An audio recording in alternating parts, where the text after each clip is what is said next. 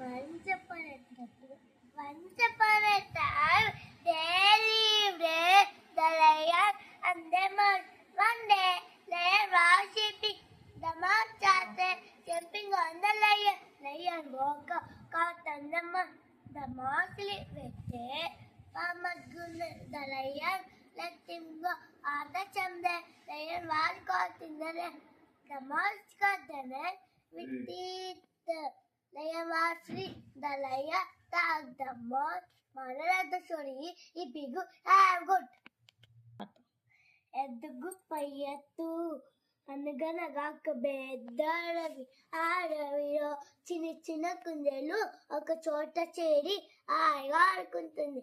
అటుగా వెళ్తున్న ఒక నక్క వాటిని చూసింది. ఆ చితుమా నక్కకు ఒక చెడ్డ ఆలోచన